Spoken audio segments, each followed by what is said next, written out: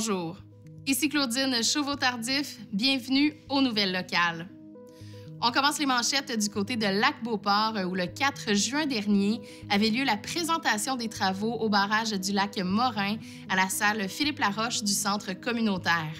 Les travaux consistent sommairement à la démolition en phase du barrage en béton existant, à sa reconstruction par un déversoir en béton et un pertuis muni d'un évacuateur à poutrelles, en plus de la réalisation de divers travaux connexes. La réfection du barrage répondra aux exigences et aux normes fixées par le ministère de l'Environnement, de la lutte contre les changements climatiques, de la faune et des parcs, ainsi que par la Direction de la sécurité des barrages du Québec. Ces travaux permettront de renforcer la structure et d'assurer la pérennité du barrage. Apprenez-en davantage sur ces travaux au www.lac-beauport.québec. Et à Sainte-Brigitte de Laval, le 26 mai dernier, il y avait de la grande visite à la Maison des Ukrainiens de Québec. En effet, le premier ministre du Québec, M. François Legault, accompagné du député de Montmorency, M. Jean-François Simard, était venu remettre la médaille de l'Assemblée nationale à une résidente de Sainte-Brigitte de Laval, Mme Bodana Porada. C'est sa contribution remarquable au sein de l'Alliance des Ukrainiens de Québec, un organisme à but non lucratif qu'elle a mis sur pied avec son équipe en mai 2023 et dont elle assume la présidence qui lui a valu cet honneur bien mérité.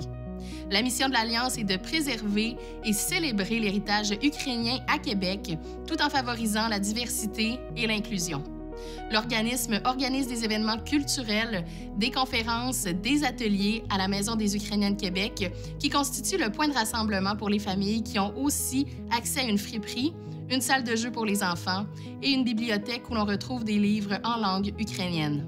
Lisez l'article complet à la page 3 du journal Le Lavallois pour en savoir davantage à ce sujet. Du côté de Stoneham et Tewksbury, le frigo partage gagne en popularité. En effet, commerces et particuliers y déposent leurs dons en nourriture, évitant le gaspillage, alors que les gens de la communauté y trouvent régulièrement des denrées atténuant l'insécurité alimentaire de leur famille. Ceci étant dit, il souhaite souligner que l'essence même du mot « partage » sous-tend un partage équitable entre les utilisateurs. Le 26 avril dernier avait lieu le gala de reconnaissance des bénévoles organisé par la municipalité de Stoneham et Tewksbury et ils sont extrêmement fiers d'avoir remporté le prix Innovation, accompagné d'une bourse de 500 $ pour le frigo partage de Stoneham. Lisez l'article complet à la page 27 du journal Le Petit Rapporteur. Après 80 années à tant donner à sa communauté lac-beauportoise, l'organisme du CESO, Centre de plein air, quittera l'endroit où il a été créateur de milliers de sourires, de rires et de souvenirs impérissables. Depuis 1945, de nombreuses personnes ont contribué à l'aventure et ont permis à l'organisme d'être ce qu'il est aujourd'hui. Employés, bénévoles, partenaires et précieuse clientèle, des milliers d'ambassadeurs du CESO qui ont, à tout jamais, le feu sacré de l'animation à partager avec leurs proches. Pour la suite de l'histoire, sachez que ce n'est aucunement la fin, mais plutôt le commencement d'une belle aventure pour le CESO, qui a trouvé sa nouvelle niche à Charlesbourg, Notre-Dame-des-Laurentides, au centre de ski de fond. Ce chapitre qui est en train de s'écrire avec ses opportunités et ses nouveaux défis stimule hautement l'équipe permanente, compétente, dévouée et dynamique qu'est celle du CESO. Apprenez-en davantage sur cet organisme à la page 9 du journal L'Écho du lac. Et c'est plus d'une quarantaine de personnes qui se sont rassemblées au centre communautaire Desjardins le 7 mai dernier à l'occasion d'une conférence présentée par Mme Dorothée Boilard. Afin de commémorer le 75e anniversaire de la municipalité, cet événement mettait à l'honneur l'histoire de Fossambeau-sur-le-Lac par le biais d'une documentation visuelle généreuse, le tout orchestré par une femme passionnée à l'incontestable talent de conteuse. Voyez des images de la soirée à la page 12 du journal L'Entre-Guillemets. La ville de Sainte-Catherine de la Jacques-Cartier a inauguré le 28 mai l'œuvre d'art créée par l'artiste Camille Rajotte, laquelle est installée en bordure de la piste cyclable et skiable Le Chemin de la Liseuse à proximité de Place de l'Église.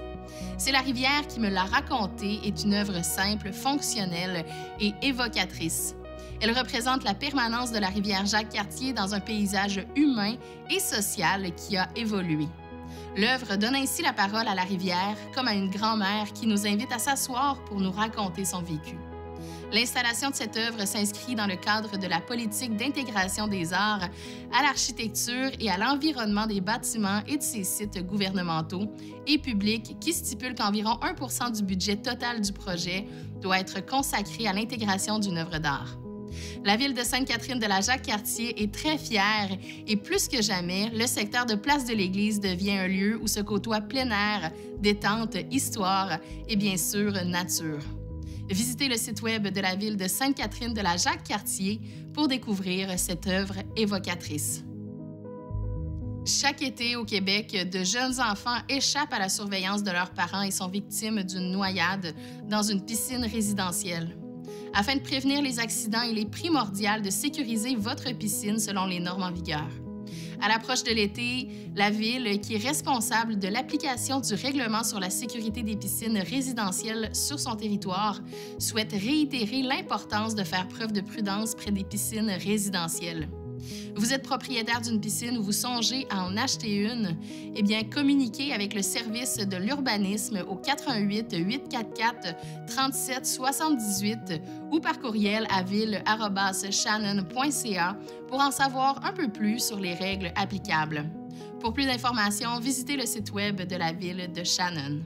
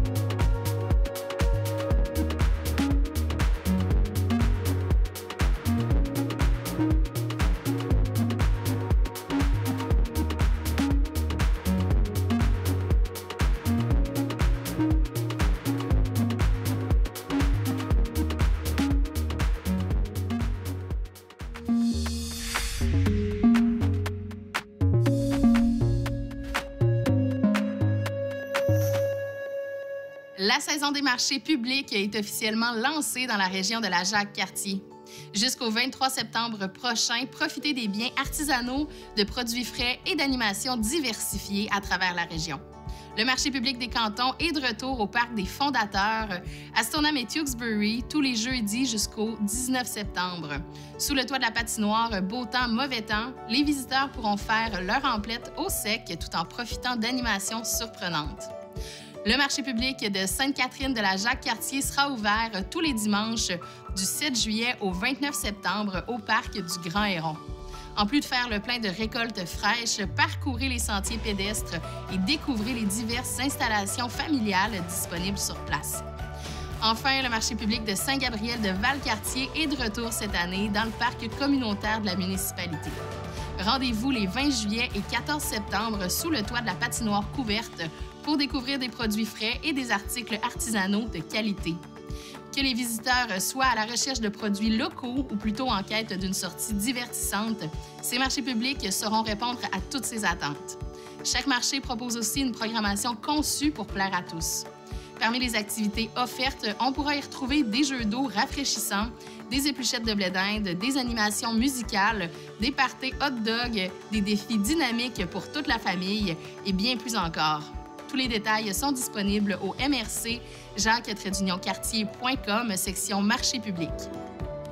La région de la Jacques-Cartier, c'est aussi une destination famille de choix où les activités à faire en plein air avec les enfants sont nombreuses. On vous fait un zoom sur 3 attraits familiaux. Premier arrêt, élevage Lessard. Impossible de faire autrement que de tomber sous le charme des mini-chevaux. C'est une expérience authentique où il est possible de les flatter, brosser, promener et nourrir tout en apprenant sur ces magnifiques petites bêtes, tout droit sorties d'un conte pour enfants. Deuxième arrêt, les Marais du Nord. Cet endroit propose des parcours immersifs qui animeront vos visites grâce à des panneaux informatifs qui mènent à des audios et des outils éducatifs précieux. Pour encourager les petites jambes à parcourir ces superbes sentiers et à traverser les nombreux ponts, il est possible de télécharger le Cherche-et-Trouve et le Rallye du Héron afin de vous amuser en famille. Un endroit accessible pour les jeunes familles, entre autres grâce aux chemins faciles et praticables en poussette qui sont parfaits pour initier les petits en douceur. Troisième arrêt, le Parc national de la Jacques-Cartier, un lieu qui n'a plus besoin de présentation. Ces paysages à couper le souffle et visibles à partir de points de vue faciles à accéder, même par les plus jeunes, lui donnent l'avantage de faire vivre de grandes aventures, même en mode micro-aventure. Pour encore plus d'idées d'activités pour découvrir votre cour arrière, le plus grand terrain de jeu de Québec, inspirez-vous au jacques-cartier.com.